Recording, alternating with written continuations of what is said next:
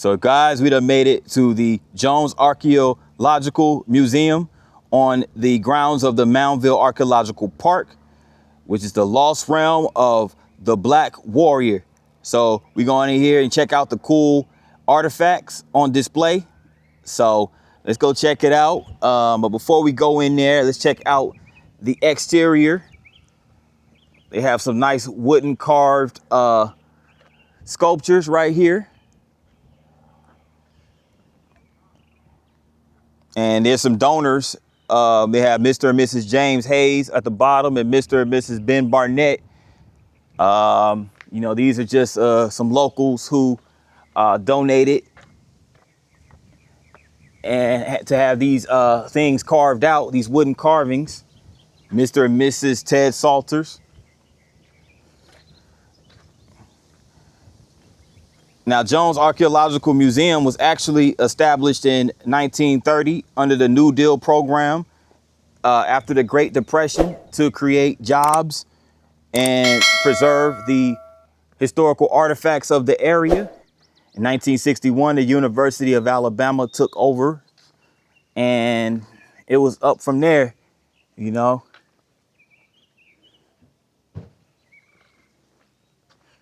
This is just information about the CCC, the Civilian Conservation Corps, born out of the Great Depression. And during that time, President Franklin D. Roosevelt was the president. He wanted to preserve these sites, these mounds. And many years later, after many excavations and by archaeologists, you know, a lot of the area was preserved and made to a museum that it came today. Now, Walter B. Jones, who the museum was named after, was one of the archaeologists, it looks like, or one of the excavators. And this museum was made out of hand cast reinforced concrete. So we about to go in here and check it out. Part of the registered National Historic Landmark. All right, people, we made it into the Jones Archaeological Park, or museum, I should say, which is the lost realm of the Black Warrior. University of Alabama, one of the most important archaeological sites in North America. Might have been lost forever had it not been the persistence of the Jones family for their loving protection of the finest remains of an entire civilization.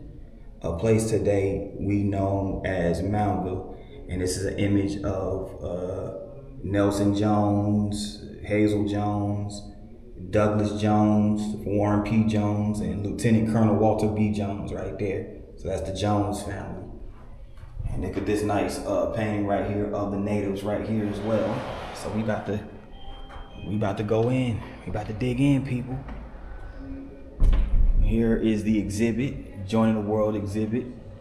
Moundville, an introduction. Moundville being the second largest Native American ceremonial center of the Mississippian period, located on the Black Warrior River. This political and religious capital was surpassed in size only by a similar site at Cahokia, Illinois. This is where I want to visit as well. Moundville was a walled community constructed around AD 1100, reaching its greatest prominence around 1200. By this time, the great Cahokia chiefdom had declined, making Moundville the largest city north of Mexico in the 13th century. So a bunch of skilled farmers, hunters, fishermen, aristocrats, and priests built platforms and built the mounds. And you can see a lot of the baskets that were woven.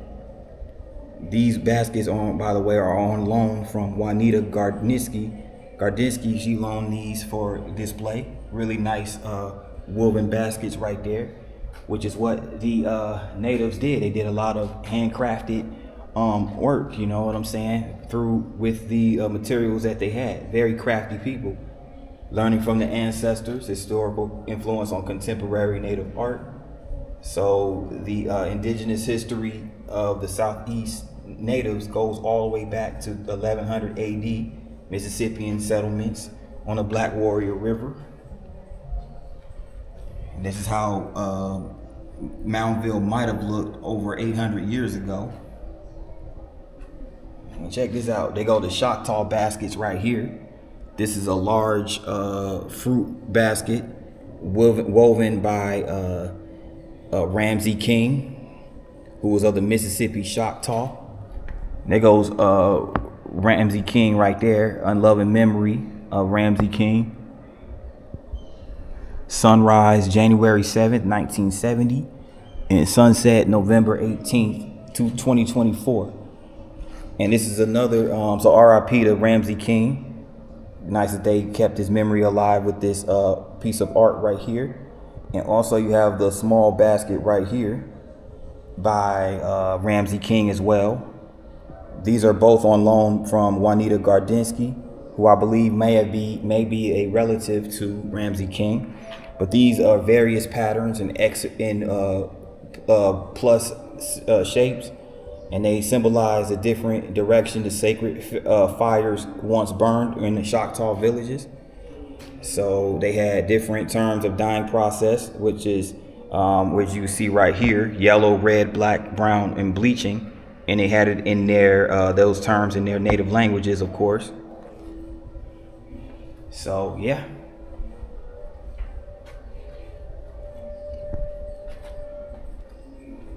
So basically you had the 5 civilized tribes, which were the Choctaw, Chickasaw, Cherokee, Creek, and Seminoles, a very sophisticated group of people.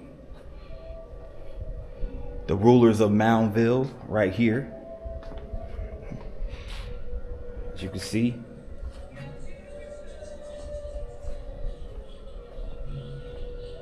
The realm of the sacred rulers exhibit. So a lot of the sacred rulers you're going to see right in here on display. And these are bones from the foot of a white-tailed deer, often called the toes. People carve bones like these into fish hooks, as shown in the example. The print nearby shows how the hook were hollowed out, as you can see right there. Here's the copper bone and compound fish hooks. Copper fish hooks right here. And in these jars, you have black-tailed red horse, bowfin, and river red horse. So they would use these to make a lot of their carving tools and their fishing or their hunting materials as well. This is really cool artwork right here too.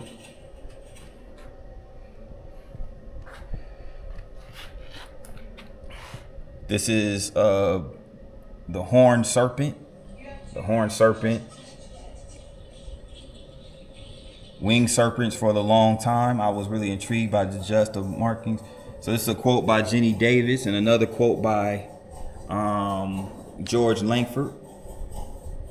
They're basically just talking about their interpretation of the serpent artwork. The great horned serpent. Very important iconography right here as it pertains to Moundville culture.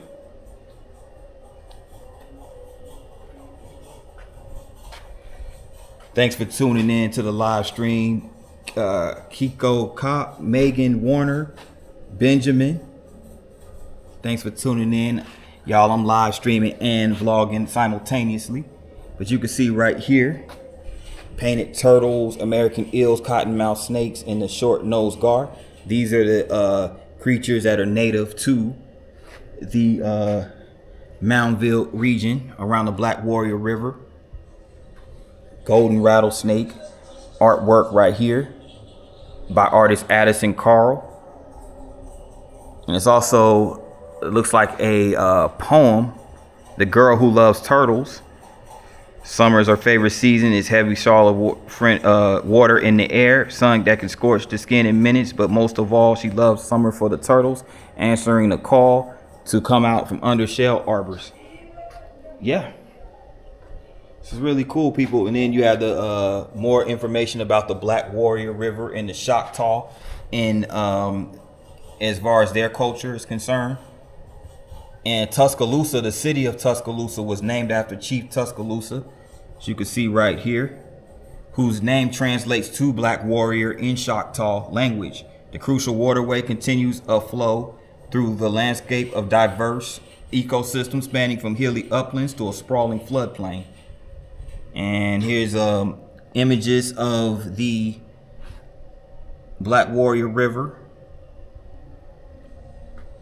There's a map of the Black Warrior River as well, and its flow. They even have Cahokia on the map. And Cahokia is really not that long of a drive from Alabama on the southern part of Illinois. Southern Creek mussels, river otters. Now, of course, fishing was a huge part of the indigenous culture, as you can see right here, especially the Muskogee. So they would use spears, weirs, nets, and hooks to skillfully harvest the river's bounty. There's many images of them partaking in fishing. They also did bow fishing. They would use bow and arrows to fish as well. So these images right here, courtesy of the Oklahoma History Society, of the Jenny Elrod collection. And this is the fish basket trap right here. What you see right here is a fish basket trap. They would use these wooden blocks right here to trap the fish. Of course, natives will make these baskets through with wood. They would handcraft these baskets. And this is just an illustration of the fish basket trap right here. They would form them through hoops so they could be flexible. They would soak them so they can be flexible. In the Southeast, people typically use white oak split into unplanned splints about 1 inch wide. So that's the fish basket. And this is actually on loan from the Alabama Power Company.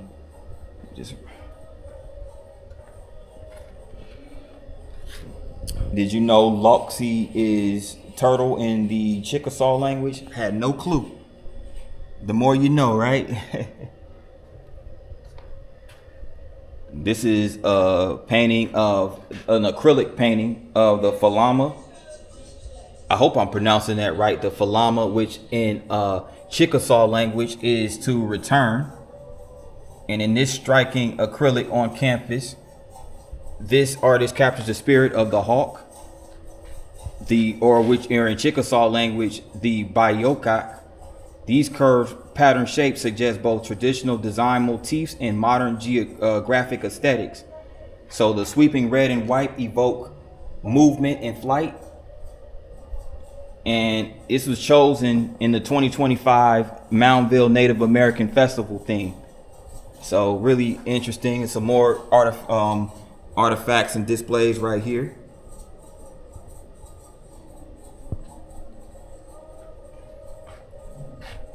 You have the Moundville waters right here. This is a nice artwork right here by Nicole Willis. Nicole Willis is of the Chickasaw Nation, Chickasaw descendant. Really nice artwork by Miss Nicole Williams. It was made of acrylic paint and garfish scales. Really nice artwork. And this is just a background. You guys can freeze frame it if you like. Hopefully you can read it. It's Oka Moundville waters. Just basically how Nicole incorporates her ancestral knowledge to create, her research and practice to create this acrylic painting. So really nice artwork right there. It brings me back to this again. This is really dope sculptures. Looks like some type of native ceremony. This is the Moundville chiefdom. The Moundville chiefdom. So a lot of political and religious, like rituals that took place, ceremonies that took place.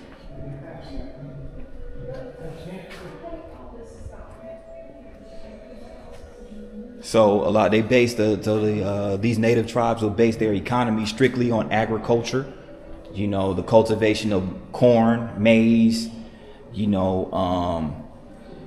all type of different fruits, vegetables, squash, you name it, all type of stuff, all type of things. And they would oftentimes trade them and sell them off to other tribes, you know.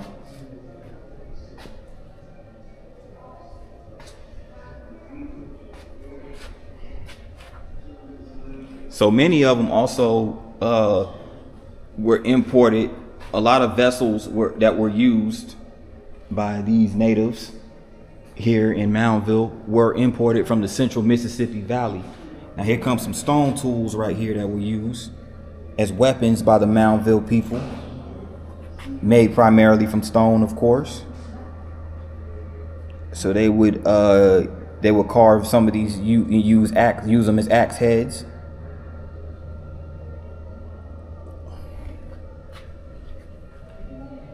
Ah, man, this is really dope right here. Look how they're carrying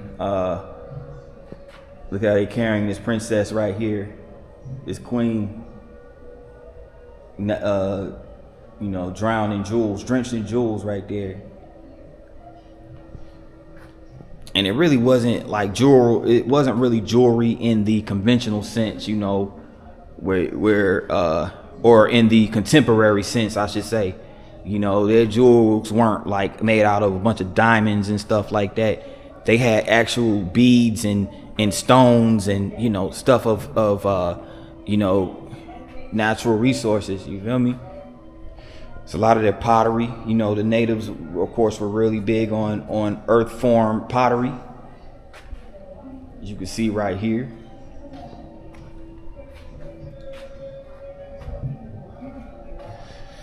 But yeah, very ceremonial these people were. The splendor at ancient Moundville. Most of the social life was shaped by descent. However, most of the social relationships are also shaped by marriage. For general population of the Mississippian period, and in particular the members of the elite and ruling class, marriage was as much about relationships between kin groups as it was between individuals. Elites constantly solidified their relationships with the nobility from other towns through married alliances. So yeah, you know, there was a certain you know, hierarchy and a certain you know, order when it came to the family structure. You had the greeter, the elite bride, the flute player, noble warrior, noble warrior, noble warrior, noble warrior. And they would, you know, process by this is basically a ceremony where they would carry a litter of 4 warriors from her chiefdom, and they would meet the daughter of the ruler of the community. So yeah, they were very much ceremonial and traditional in their rituals and in their you know, different practices, as you can see right here.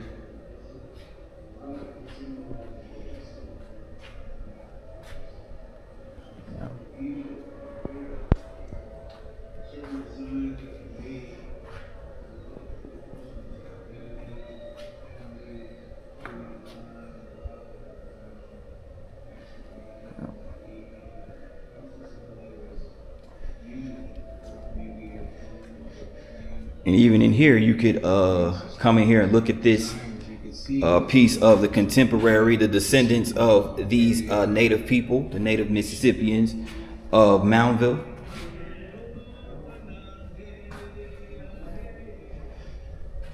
And by the time Spaniard Hernando de Soto arrived in West Alabama, the Moundville site was mostly abandoned, its population dispersed to other chiefdoms.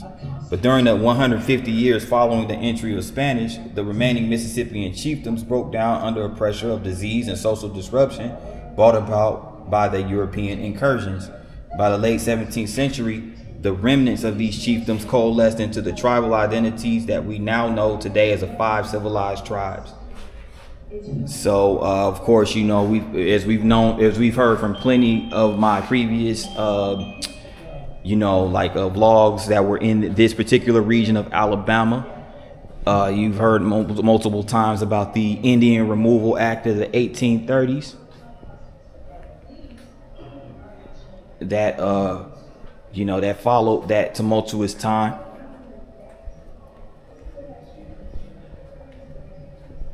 And here's the artistry of Mary Smith. Mary Smith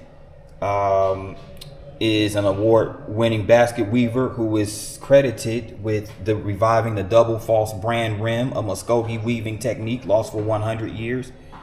So I'm guessing so basically, Mary Smith is a descendant of the Native American and Muskogee, aka Creek tribe, and that's her right there. It's an image of her in 2021. And yeah, there she is right here. And here's many of her work right here. Here's one of her works. It's a woven skirt.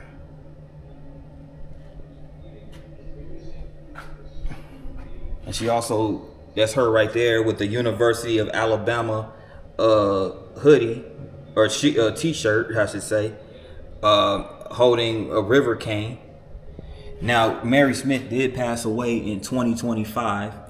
April 30th of 2025 at the age of, I believe it was 74.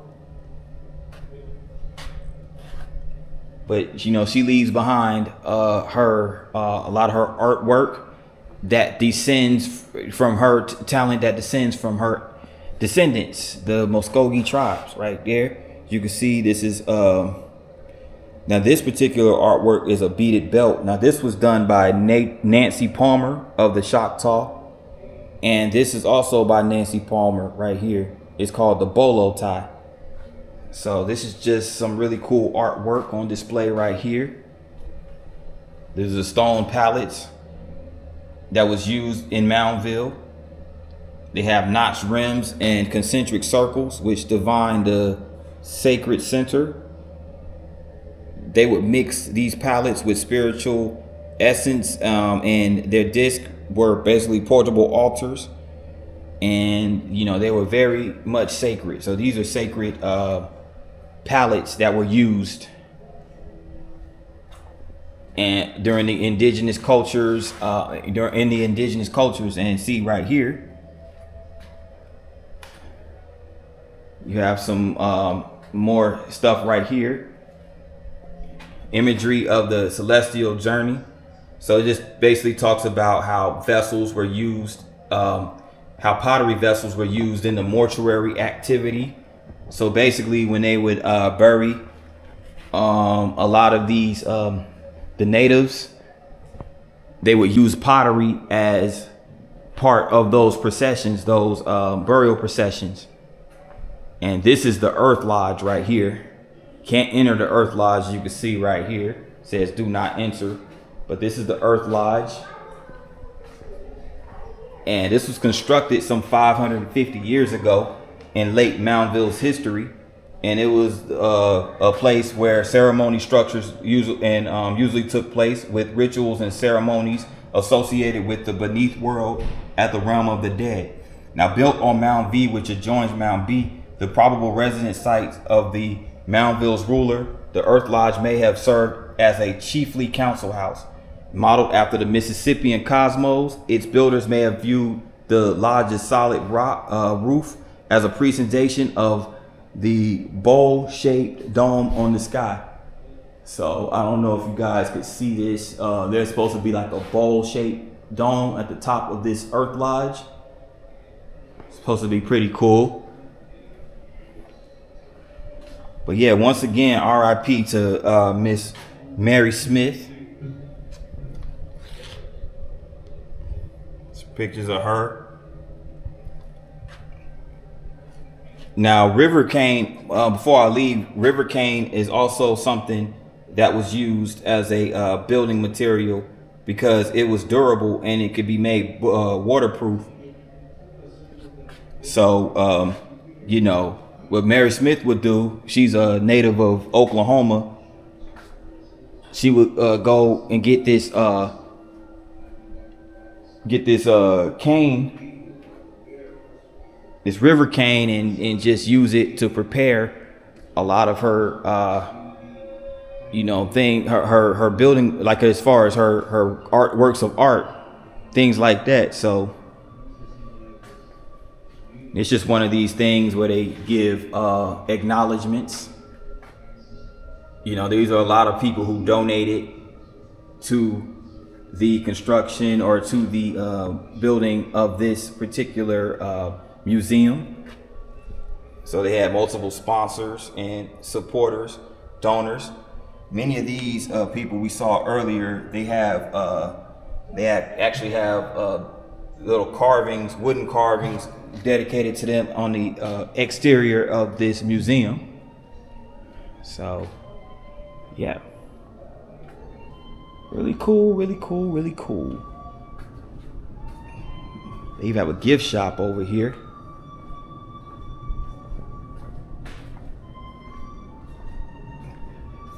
Old-fashioned apple butter.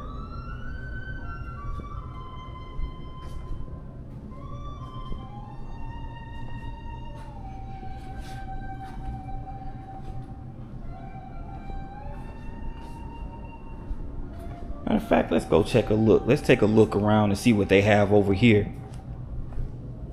Let's take a look and see what they have. How you doing? How you doing? I'm doing pretty good.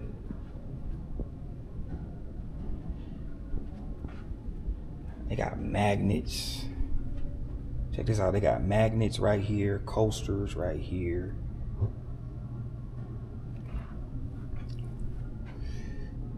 Wow. Okay, you got different little carvings, little arrows. Pickled okra, salsa, apple salsa, peach preserves,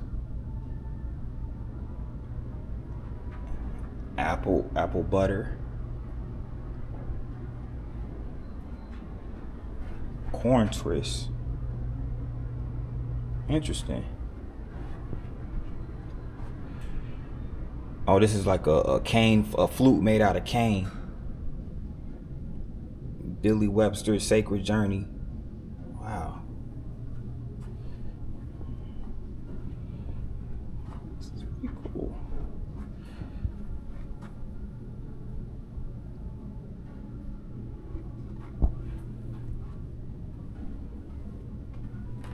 They have the baskets for sale. It's pretty cool. Different like little artifacts for sale. Pine needle baskets. Handmade by Patsy Litchfield. Gotta give Miss Patsy Litchfield her credit. And these are nice right here too. Those are some pine needle necklaces. These are really cool. They got little pine shoes, a woodland gathering basket. Oh wow. All type of really neat stuff on display right here at the Jones Museum. I got some. Might give me some of these lotions right here. Some body wash. They got body wash right here. You know I love stuff like this. Hand soap. Yeah, I love stuff like this.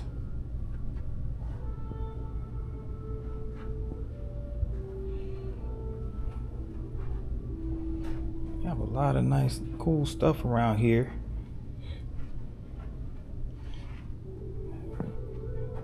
These like the. Those look like those dream catchers. Those are dream catchers right there. Amethyst crystals and arrowheads.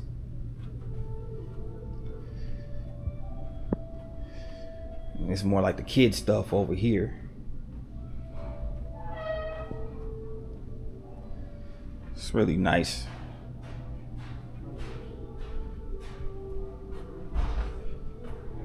I'm gonna have to come back here, bring my girlfriend back over here. She would love something like this. But for now, I'm gonna go ahead and get me some of this soap and some lotion, hand and body lotion.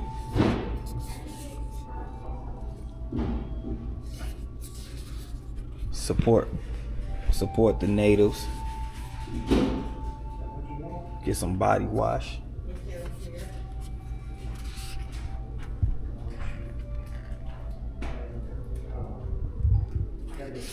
Yep, this is what I'm gonna get right here. Body wash. naked bee.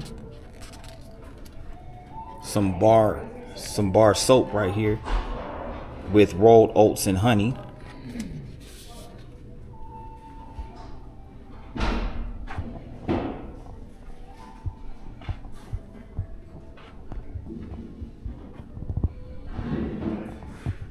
It's really cool stuff, y'all. Come check out the gift shop. Come check out the gift shop. Don't leave without it. Don't leave without checking it out. It's really got a lot of cool merch. Just left the Jones Archaeological Museum right here on the grounds of the Moundville Archaeological Park. Just left the interior. Just left the gift shop and all the beautiful exhibits. And I got this nice little handcrafted archaeological bear right here. You know, handcrafted. So really neat shop. Definitely advise you to check it out if you happen to be in the Jones Archaeological Museum. Can't miss it. Got some body wash as well. By the Naked Bee. So yeah. Also, before I go, wanted to get you check out this bar soap right here, triple milled bar soap by the Naked Bee as well. So you know, just and also the lotion. Can't forget about the hand and body lotion. So Naked Bee. So yeah. But let's continue, shall we? This is the last leg of this vlog. This is a marker, perspective of power, where you could says, imagine a clan chief 800 years ago, standing exactly where we're standing today. It's possible he would see something resembling this artist's rendering, as you can see right here, painting by Caleb O'Connor. It's possible he would see something larger mounds, like this one, dotted the plaza's perimeter, serving as elevated platforms for the homes of Moundville's ruling class. So you can see these homes right here.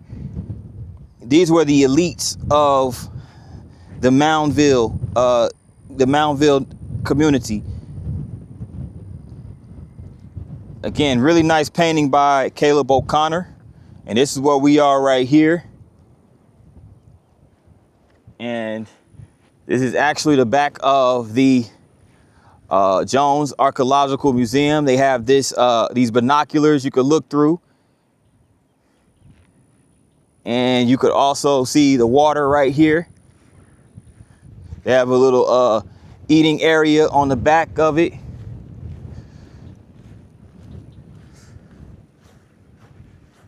And they have this marker right here as well, honoring the legacy and long career of Dr. Douglas Epps Jones at the University of Alabama as a teacher, scientist, administrator, whose work still benefits all the people of Alabama. And this area is sponsored by the Dr. Sims Foundation. So also cool how they pay homage to the historical people of the region. So about to walk down these steps and get ready to wrap up the vlog. Also, before I go, I want to give a special thanks. I met a gentleman and his wife. They subscribed to the channel, supported the channel in person. So special thanks to them. I greatly appreciate that. It's always good to meet people in person who subscribe and support the channel, just as much as it is to have people online support. So it's a really cool experience. So very peaceful waters right here. And that concludes this vlog. I'd like to thank everybody for taking the time for kicking it with me, both live and through the vlog right here at Moundville, Alabama's Archaeological Park. And also, if you're new to this channel, make sure you hit that subscribe button along with the notification bell. Once you hit the bell, make sure you Select all, that way you get notified each and every time I drop a new vlog. With that in mind, good people, from Moundville, Alabama, this is P9 signing off. Peace.